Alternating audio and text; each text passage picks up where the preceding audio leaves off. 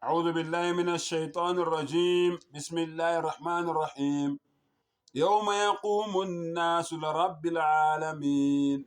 Ngicela u-Allah angivikele kusathane ongathandwa egameni lika Allah onomusa onesihawu.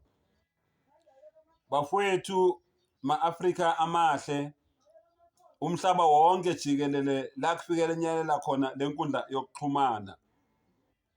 Ukuthula makube nani nonke, assalamu alaikum. Ukuba nomcabango ngelanga lokwahlulelwa noma ngelanga lokuvuka ekufeni, yikona lokho okubonisa ukuthi wena uzisondezile kumdali, unobudlelwano nomdali wakho. Into eyenza ukuthi ucabange lokho noma ukucabanga lokho yingoba wena uyazi ukuthi ngelinye ilanga lo mhlaba lo uzowushiya.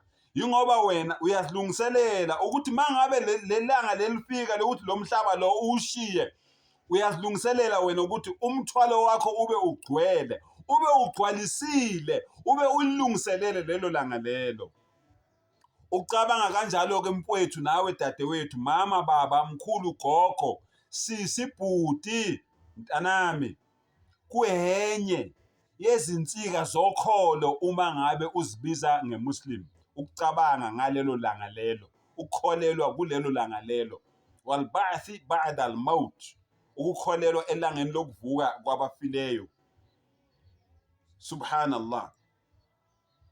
Into ke eyenza ukuthi ke lokho kubaluleke kakhulu empilweni zabantu, kusobala, akufihlekile, ukuze umuntu enze izenzo ezinhle noma azivimbe mangabe efuna ukwenza izenzo ezimbi.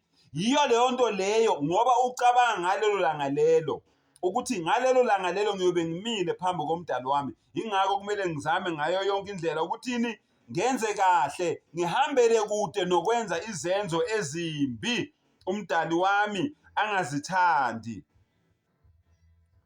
Lokho kusinikeza ithemba lokuthi uma ngabe sesabe umdali noma ngabe sikuphi lapho sikhona, ithemba sinalo lokuthi yena uyohlale esihlenga, uyohlale esithandile, uyohlale esivikele, umusa wakhe uyohlale unathi ngaso sonke isikhathi, ngoba siyamesaba umdali, siyazibamba, siyazinkonkoshela, siyazivimba ekwenzeni izenzo ezimbi. Noma ngabe sikuphi lapho sikhona, sihlale sinako lokho kwesaba lokho, ngoba siyazi ukuthi umdali akukho la engaboni khona. Mfowethu, wena owenza izinto uthi wena awubonwa, ngicela uthathe inaliti. Lo mhlaba lo phambi kamdali ufana nembobo yenaliti, ulingana nembobo yenaliti. Thatha inaliti mfowethu, uyibambe kanje, uyibuke inaliti embotsheni yenaliti, ungitshela ukuthi kukhona yini la ungaboni khona kule mbobo yenaliti. Ukuphi ke mfowethu nawe dadewethu la ungacashela khona umdali, uthi wena la ngicashila kangiboni, uma ngabe lo mhlaba kuyifana nale mbobo yenaliti engikwenzela umzekeliso ngayo. Subhanallah. Ukucabanga-ke ngelanga lokwahlulelwa, lokuvuka ekufeni, yikona okwenza ukuthi yonke into esiyenzayo sizame ukuthembeka kuyo. Yonke into esiyenzayo sizame ukuthembeka kuyo. Subhanallah. Allah uthi zama, ya ayyuhalladhina amanu ittaqullaha mastata'tum. Onina enikholwayo, yesabani u-Allah, zamani ukuthi nesabe u-Allah ngokwamandla enu, ngendlela eningakhona ngayo, kodwa zamani, ngoba angeke u-Allah simsabe ngendlela u-Allah afuna ukuthi simesabe ngayo, angeke. Singabantu siphila emhlabeni, kullu bani adam khata'un wa khayra khata'un at-tawwabun. Bonke abantwana baka-Adam bayizoni, kodwa abangcono kunabanye yilabo abathi mangabe sebonile babuye beze umdali wabo bezocela intethelelo. So Allah uyakwazi lokho, kodwa zama mfowethu, zama dadewethu, ukuthi mawonile ubuye uze ku-Allah subhanahu wa ta'ala. Zama ukuthembeka ngaso sonke isikhathi, zama ukuthi mawuthembisile usigcine sethembiso sakho. Subhanallah. Zama ukuhambela kude nayo yonke into e-wrong oyaziyo nawe ukuthi wrong, hambela kude nayo leyo nto leyo, ngoba unaloko kwesaba lokuthi noma abantu bengangiboni kodwa umdali wami uyangibona. Subhanallah. umuntu ke oyikhola leqiniso uthi mangabe esephambukile, ngoba phela liyaqhoshwa libhekile, uthi mangabe esephambukile angakhohlwa, angalilahli ithemba kumdali wakhe. La taqnut min rahmatillah, ungalinge ulilahle ithemba emiseni ka-Allah subhanahu wa ta'ala. Allah uyakutshela ukuthi noma ngabe usuwone kangakanani, izono zakho zisuka la emhlabeni zofika phezulu esibhakabhakeni, uthi umdali inna Allaha yaghfiru dhunuba jami'a, wa Allah subhanahu wa ta'ala uxolela zonke izono. Ungalinge ulilahle ithemba emiseni ka-Allah subhanahu wa ta'ala. Buya uze kumdali wakho uthi oh Allah ngonile, ungayoconfessa kumuntu onezono nayona njengawe man.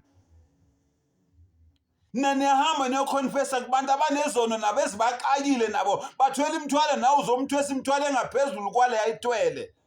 Confessa kumdali wakho, ungaconfessi kwisidalwa sakhe. Subhanallah. Ikhola leqiniso umuntu othi mangabe sephambukile wachezuka wona waqhoshwa abuya aze kumdali athi rabbana la tuakhidna in nasina aw akhtana.